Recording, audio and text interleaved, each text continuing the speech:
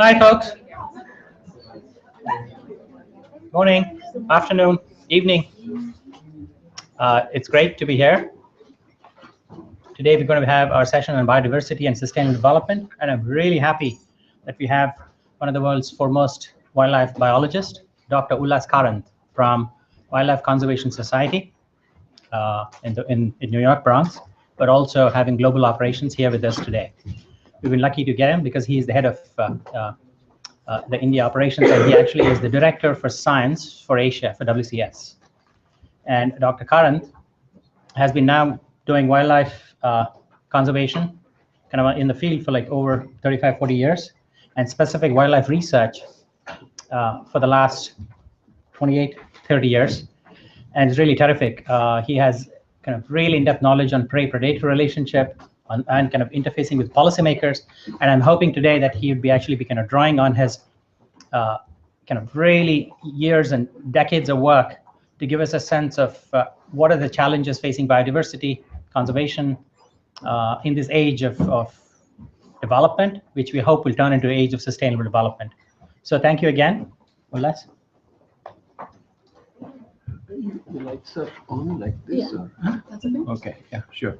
Hi, I'm pleased to be here, and I'm a kind of a skeptic about sustainable development, which I think the word is an oxymoron sometimes. But anyway, the talk is more focused about saving biodiversity, which is another big buzzword. So what I'll do is take you through my experiences in this domain. And as you know, conservation is not really a science; it's a technology, and it's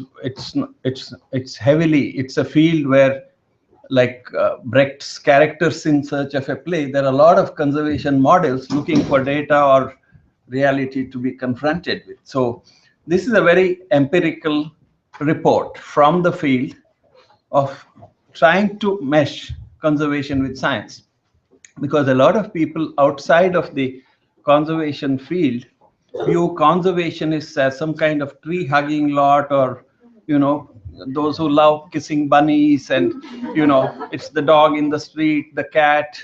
It's not that. It's as much a field of human endeavor that needs science as, let's say, economics or medicine or agriculture. It's not pure science, it's sort of a technology. So with that background, I will talk about, where does this work?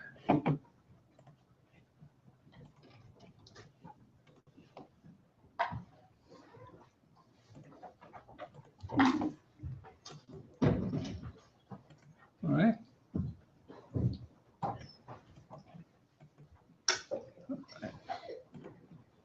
All right. I think we skipped a couple of slides, right? Should go to the first slide. Yeah, that's it. Okay, thanks. That's who I work for. Wildlife Conservation Society is more famous for its New York front end, which is the Bronx Zoo and the 4 other zoos and the aquarium. But we also have about 300 to 400 PhD scientists parked in different countries trying to do conservation, and I'm one of them. Well, biodiversity means a lot of things. I'm particularly focusing on one approach, which is more focused on flagship species and using flagship species as a way to achieve biodiversity conservation. And the flagship species is something I have been working on for a number of years, the tigers, in a very, very difficult context. But before I get into that, if you look at India, generally viewed as a basket case and increasingly not viewed as, snake charmers sort of thing, but Bangalore t-shirt sort of in India. But what is not recognized is that it's got incredible biodiversity. Not because of anything we Indians did, but because of history, geology, basically geology and climate. Over 2% of the Earth's surface, we have 13% of the world's birds, 7% of the world's mammal species. And interestingly, for a country with a lot of vegetarians, 24% of the world's carnivore species occur in India. So it is a fantastic place for biodiversity, not recognized often.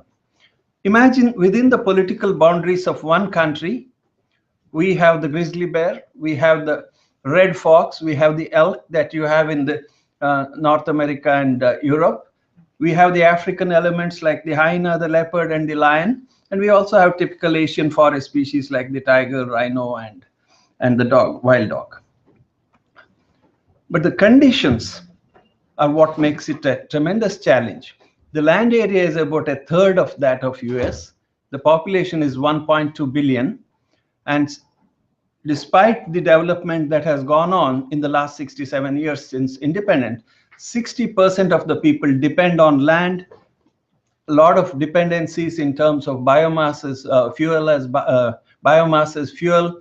So there is still a very large population that is land dependent, which means there is tremendous pressure on nature and wildlands. Can there be tigers here? Looks a little difficult, right? Superimposed on that, there's a modern India of roughly 300 million people, a strong middle class, the 10th largest economy in the world now. So all this sets the stage for conservation, to make conservation a huge challenge. But to flip it around, if you can have conservation of creatures like tigers and these extremely difficult species in India, you can do it anywhere else, because it's a matter of time before Africa gets here and Latin America gets here. But we are already there in some sense. That's a picture of Bombay. So the focus of my work has been looking at this large predatory animal called the tiger and a complex of other species that are a part of the system in which it functions. 4 major prey species of the tiger. And this is the landscape that is there I don't need a laser pointer by any chance. Anyway, it's okay. Basically, this is the area I'm going to talk about. This is in the state of Karnataka in India. And the landscape is the Malnad landscape. That light green is the forest cover, and the deep green are some of the protected areas in this landscape.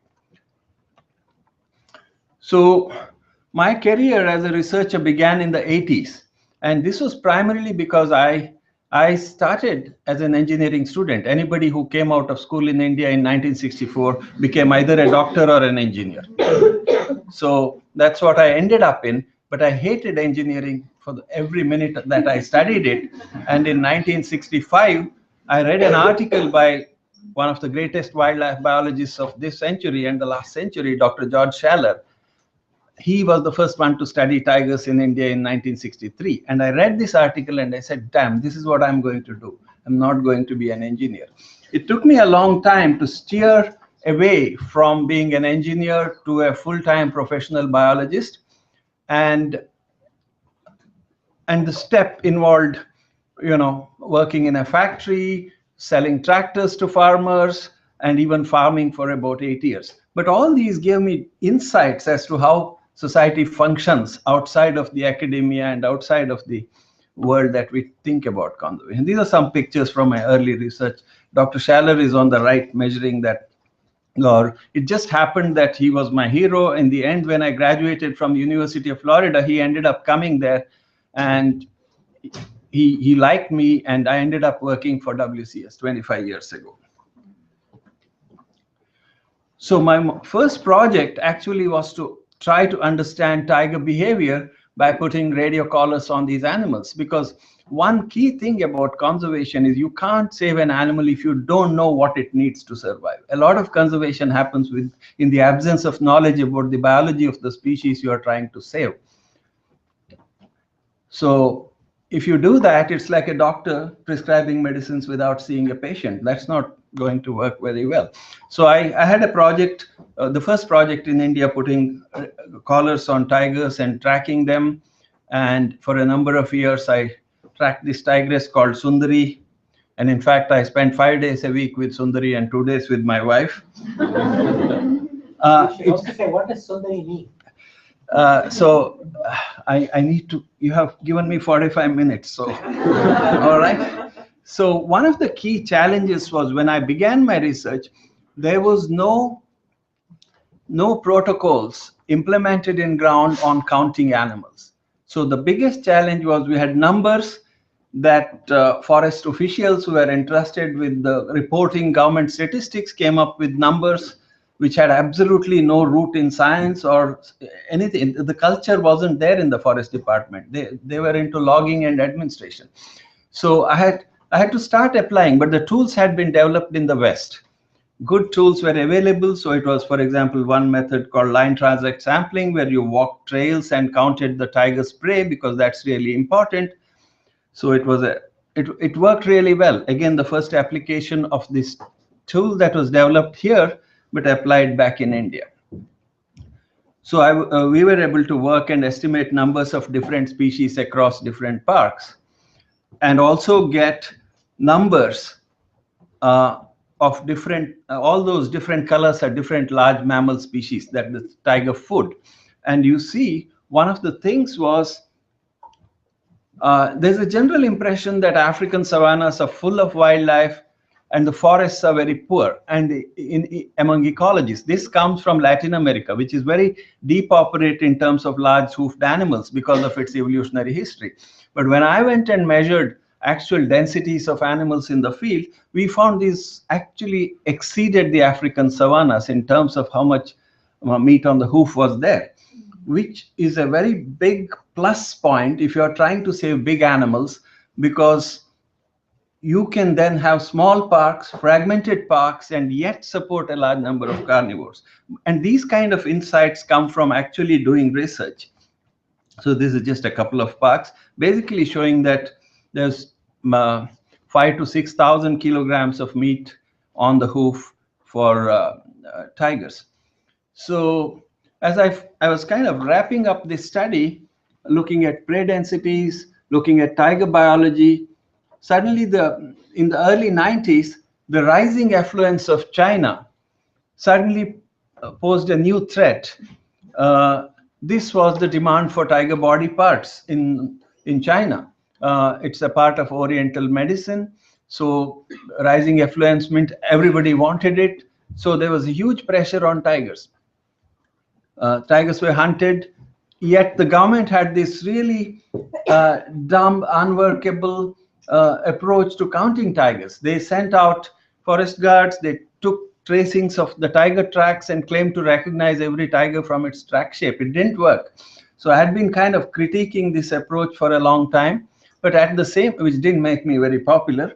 But I also tried to develop an alternate method. At that time, very cheap cameras had come. These are basically for your grandmom to take pictures on the beach, cheap but rugged. So those were being combined in US by deer hunters so you put a sensor and a camera, and you then see where the big bucks are coming from the pictures and go and shoot it.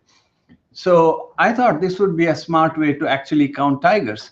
So we started deploying these camera traps in the forest, and tigers are uniquely, they're like barcoded library books. Each one, the stripe pattern is unique.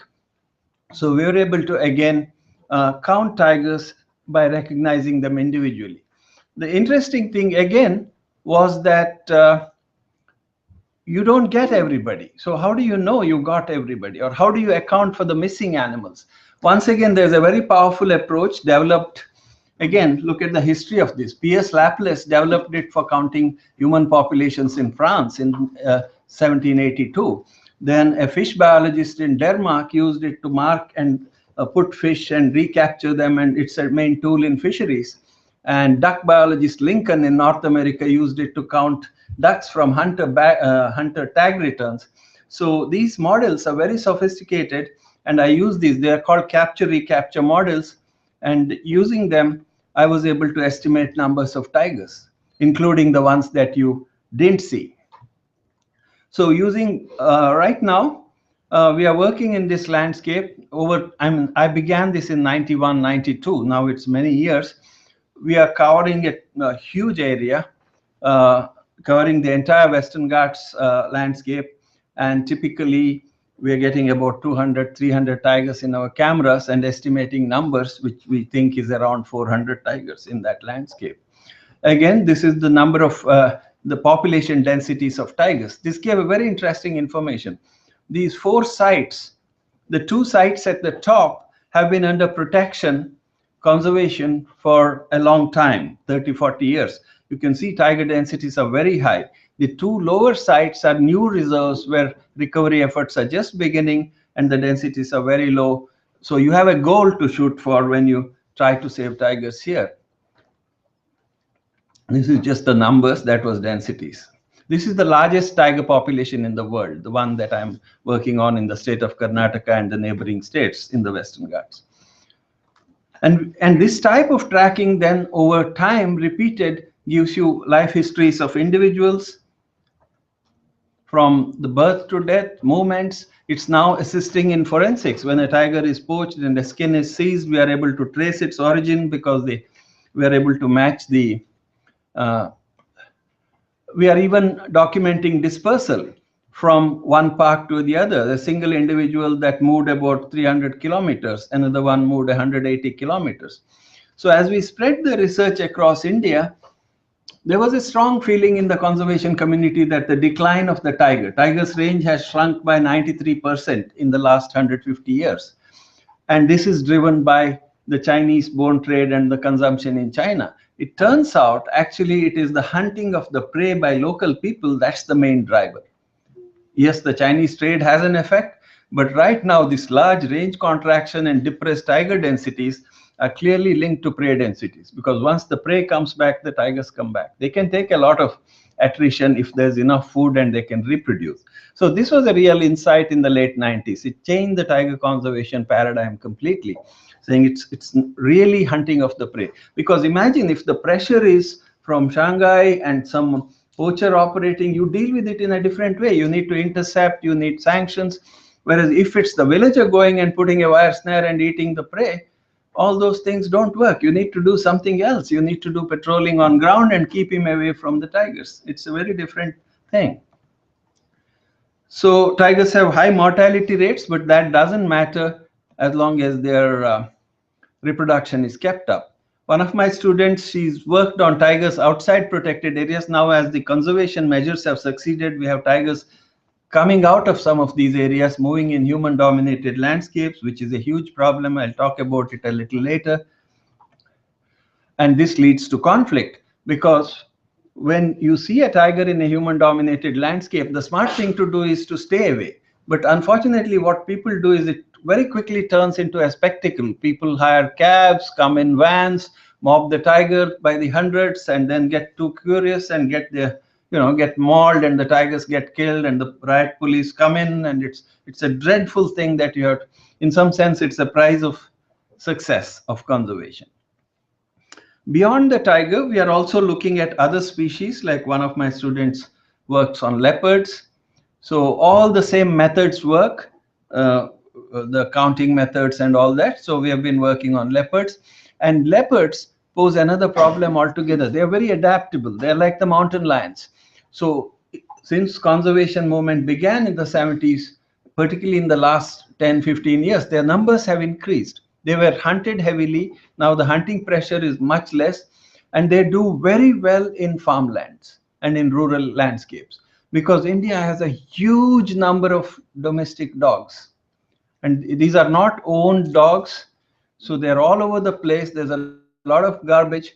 So the dogs form the major prey base of these leopards. We showed that 90% of their diet is actually these dogs. So the leopards' range has expanded, numbers have increased beyond the protected areas.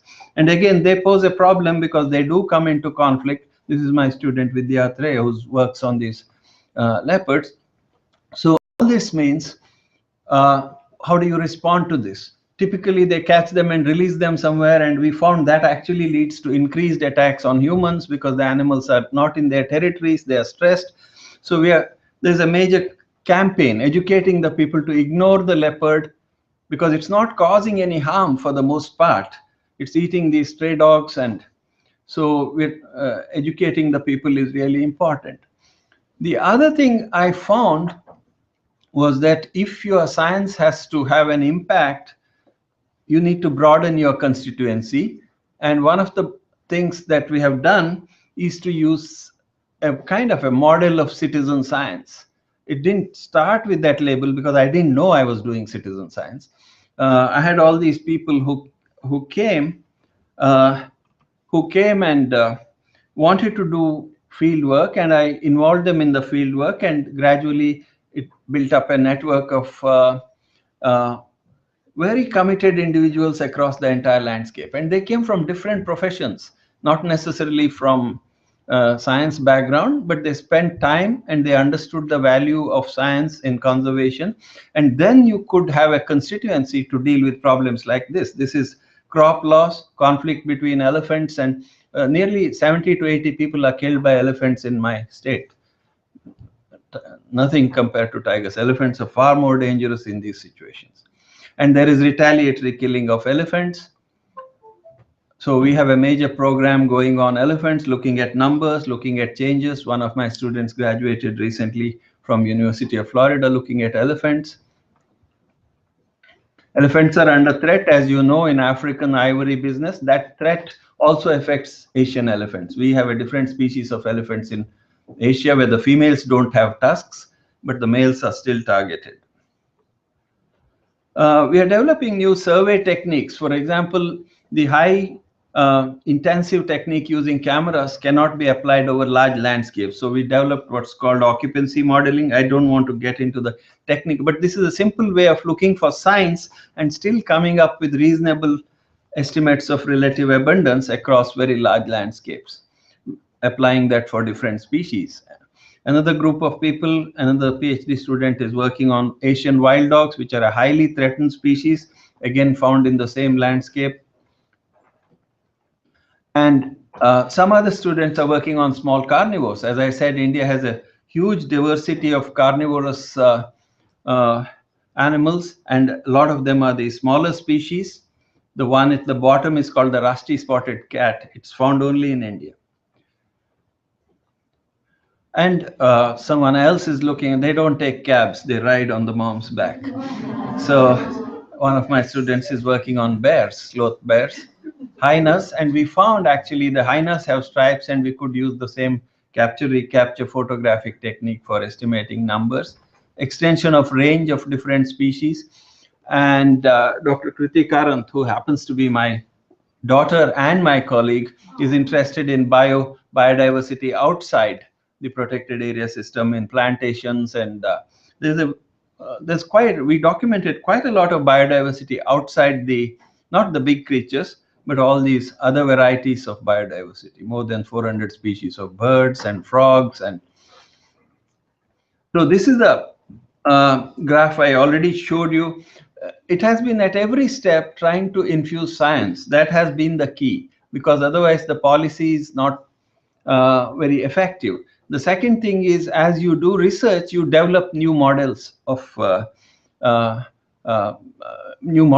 science, new models for techniques. For example, we have used our program as a kind of a repository for a number of new techniques that are now being widely used on jaguars, pumas. And this is, I worked with a mathematician to develop this 3-dimensional pattern recognition software for tigers. So it becomes a nursery of techniques while you generate useful conservation data. My colleague Uma Ramakrishnan in TIFR Bangalore figured out a way to extract DNA from tiger poop, because there's a little bit of tissue in that. And we were able to identify individuals and use the same sort of technique just by collecting scats. Some of this is, starts meshing with high-end modeling and estimation, and one of the smartest bunch of people are actually in USGS Maryland Patuxent.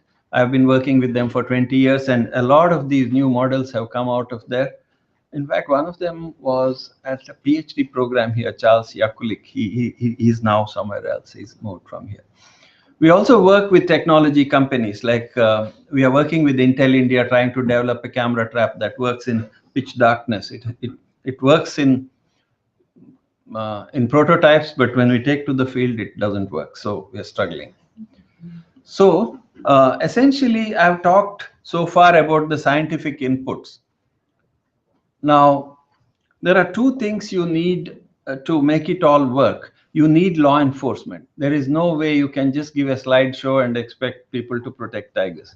The law enforcement is required because of the commercial value, because of the conflict situations or whatever. We have a large conservation bureaucracy, and large bureaucracy in general, and a conservation bureaucracy. Now, litigation and advocacy, pressurizing the government to do what it's supposed to do, is a key part of a conservation practitioner's task. And we have to deal with this conflict. We can't ignore it, because then always the animals lose out because they don't have votes. So it's a cycle, but it needs this scientific, but all the pieces have to be there if you have to recover animals. If anything, any of this is missing, you can't have conservation. So law enforcement involves dealing with this high value commercial trade. You come up with new problems. Here's a community, they are bird trappers. They are a bird trapping, animal trapping community who today have become the low end of the supply chain for the global markets in wildlife trade, which is next to the drugs, one of the biggest global illegal markets. So you need to find alternative solutions, because this practice is no more sustainable when it's linked to Chinese markets.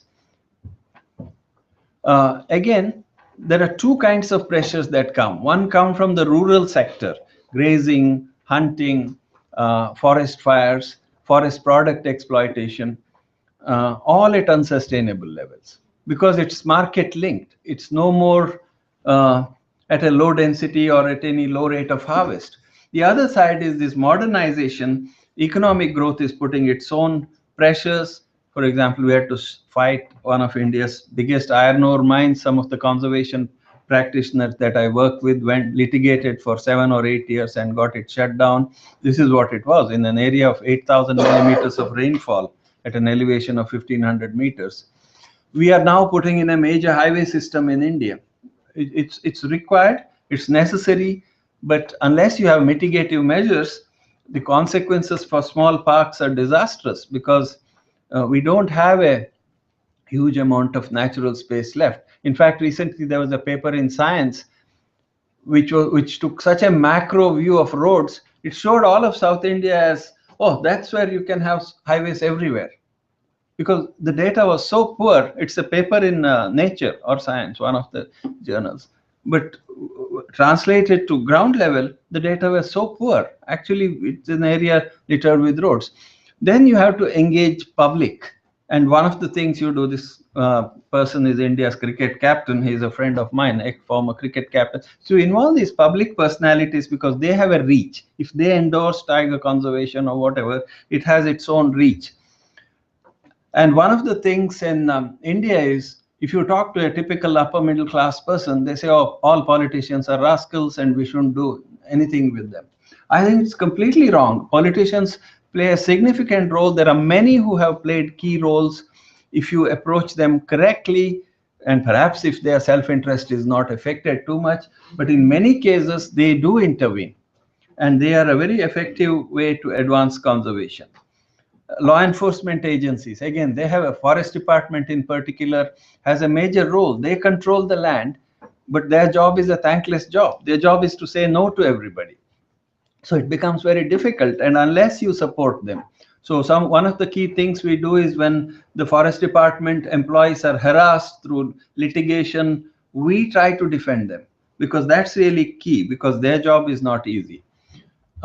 Religious leaders have significant influence, and if you have their backing, often you can achieve things that you would otherwise be not possible. So Mr. Muthanna, one of the people in the team who came through this process of recruitment, he used to be a journalist, but he was so good that I said, why don't you shut down your tabloid and join my team? So he's been working with me. He's incredibly effective. He works with local people, and he works with them at a ground level, and his connections are phenomenal. And as you do this over time, you develop a certain level of authority. and you try to influence policy. It's not easy. For example, changing the method to count tigers took 25 years. It's a slow process, but I think as you build this authority, you are able to influence decision makers and policy makers. And when you influence them, because you have built it bottom upwards, what you tell them is usually stuff that works. I've seen a lot of policy stuff happens up in the air without knowledge of actually doing things on ground in conservation. I'm sure it's true in development and other fields. This is a very empirical field. Without practical knowledge, you can't give policy advice.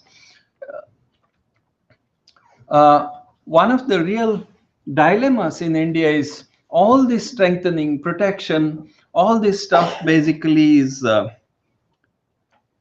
you are still protecting about 3 to 4% of the land, which is in protected areas. And even these areas are honeycombed with human settlements. Now, what has happened with the animal numbers increasing, the settlements, agriculture has become very difficult, conflicts are increasing, and people's aspirations have changed. People do not want to live the way their grandfathers did. They want hospitals, they want highways, they want schooling, and the wages are going up, and they want better job opportunities. If you go to some of these remote areas, only old people are left. The young people are all in Bangalore or Mangalore or somewhere and working. So we have a situation where there's a desire for people to go. So in 1993, when we recognized it as WCS and made it a part of our tiger policy, that we will incentivize people to move. We came under huge attack from many angles, saying, oh, you're dispossessing people, etc. But we kept plugging away at it. And in this particular case, after about 15-20 years of work, 450 families relocated, better housing. So in some sense, we have gotten involved in all the community work, but it's a different take on community conservation. It's not about keeping people inside the reserves and in conflict with wildlife, but giving them what they want, which is livelihoods and farms, farmland and better life, and at the same time freeing up space for the wildlife populations can sustain in the future. This was a family, for example, there were just 6 families with 600 cattle, and I started talking to them in the early 90s. It took 10 years to convince them to move out, compensate them adequately, and they are thriving outside, and the habitat has totally returned, and there's wildlife populations coming. The other part of it is all that you do, ultimately it has to reach out.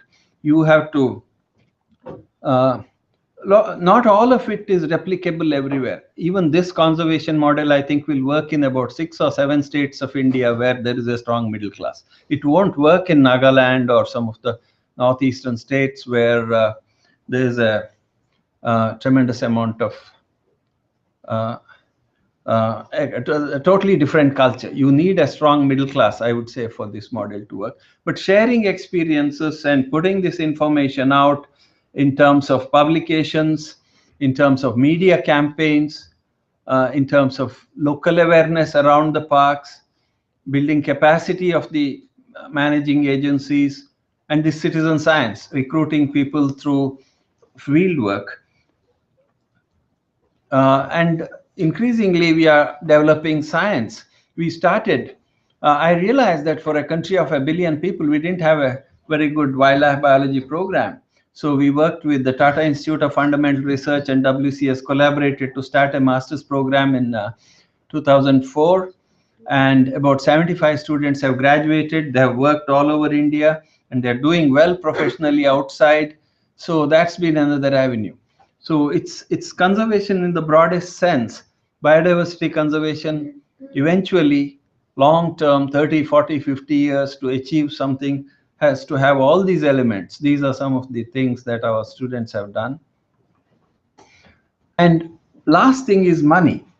Now, basically, this is my budget, starting with a few $1,000s. Even now, it's about $1 million for doing all this. So it's really cost-effective in some sense because it's not an expat-driven model. Virtually everybody in my program is an Indian, and the Other thing is there is a sense of responsibility. I have to come here or go somewhere and raise this money.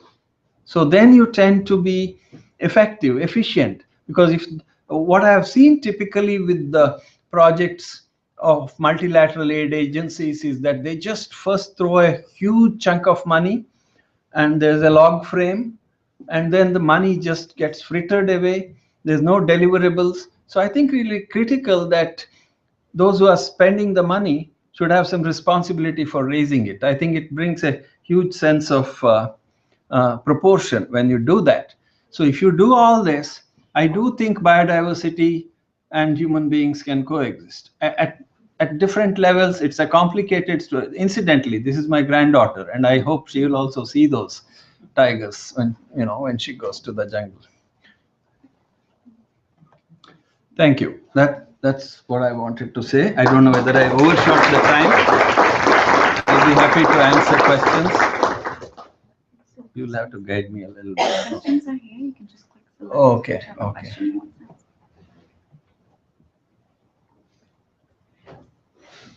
This one, right?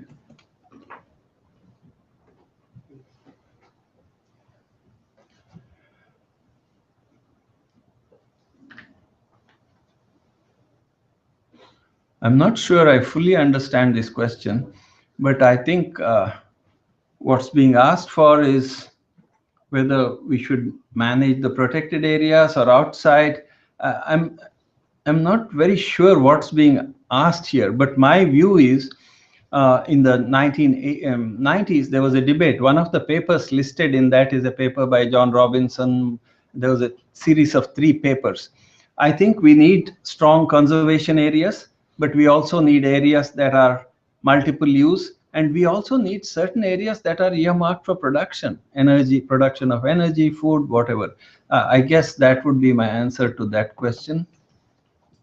How many there are? Do you know? You can answer as many as you like. Okay. I'm trying to see. I've never used this before. I wanted yellow-tailed woolly monkey in Peru for the. She's actually here in this class. Okay. No, I think you have to look at the biology of the monkey, what a viable population looks like, and if you have a conservation solution that does not meet the ecological needs of the monkey will go. I mean, to me, that's central. If you can build any solution, there are many models of hunting-based models in Latin America, some of my colleagues, but I think measuring the sustainability of the hunting is a key thing. There's a book by Robinson and Redford, which the years hunting for sustainability in the tropical forests. How do I come down the question list? So you can scroll this way Oh, okay. All right. if you want it to go, but this is the next question.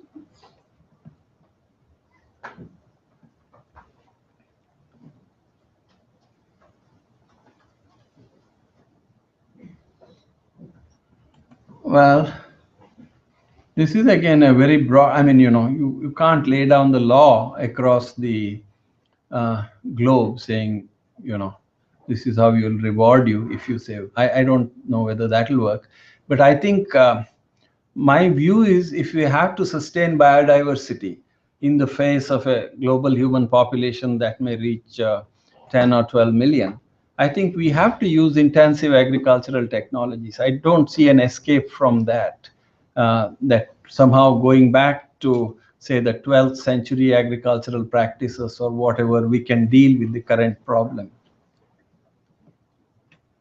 Okay.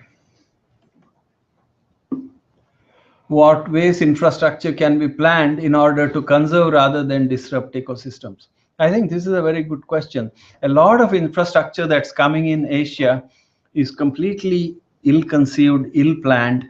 With a little bit of care, it could, help actually. A typical example is the new highway system that's being put in India. There's a huge funding earmarked for developing highways, and the country definitely needs highways. But the alignment of where these highways are the framework for the alignment is that they should be where the existing roads are. And this is where they're going wrong, because many of the existing roads, which started out as bullock cart tracks, run through some of our protected areas.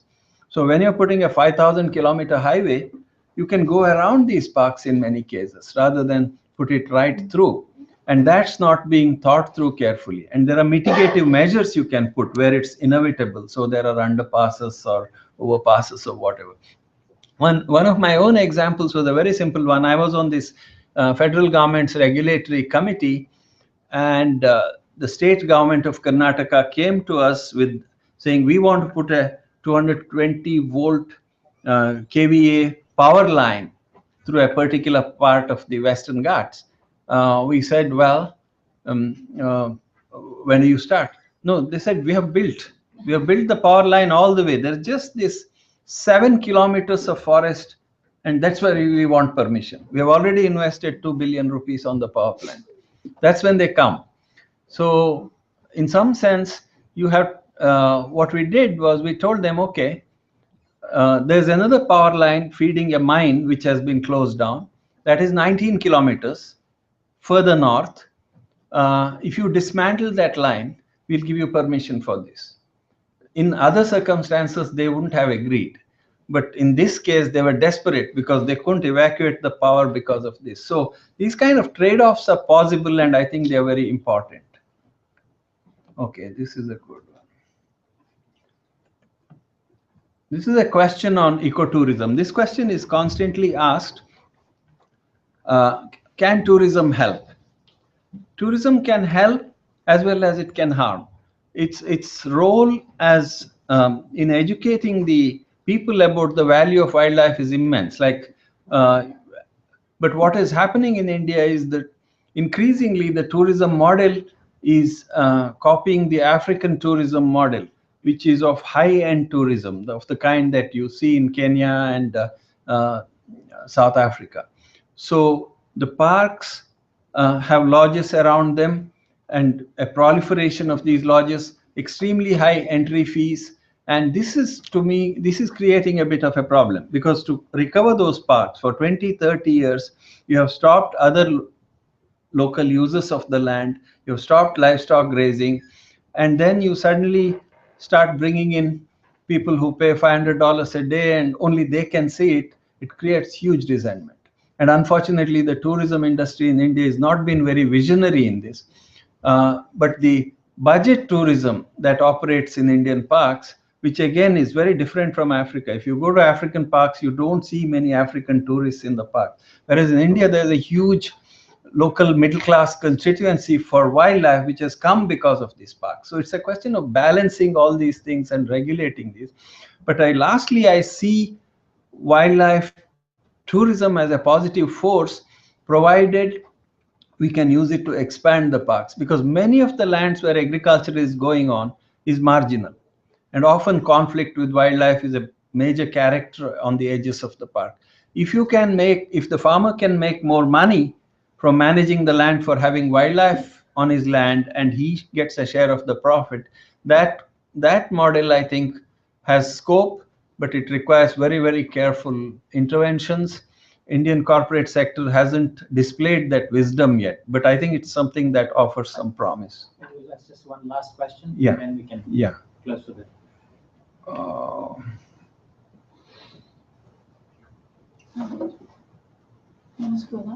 Yeah.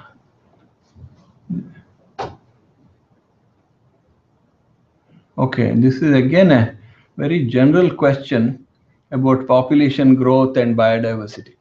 See, the way I'll give an example of India. Clearly, there's a country with a huge population, 1.2 billion people, and will overtake China by the year 2050.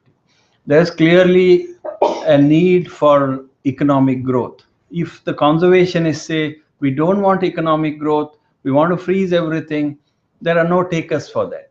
Repeatedly, after 1990, elections have mandated for people want that growth. It's not a corporate conspiracy as I see it. It's the demand for economic growth is bottom upwards, and it's driven through a democratic process. So to me, depends on how you carve up the land. Some parts of the land will have to be used for energy production, food production, using the best available technologies. Some parts of it can have light use. Again, this is the sustainable landscapes argument that Robinson makes in that paper. And a small fraction has to be preserved if you have to have the full complement of biodiversity. Now, what size that fraction should be, I don't know. Right now, it's less than 4% in India. If you look at effective enforcement, probably 2 to 3% in India. So I definitely, that needs to go up to 5 or 6 or 10%. But still, a large part of the landscape will have to be human dominated and used for humans. I don't see any other way. So Thank you. Thank you.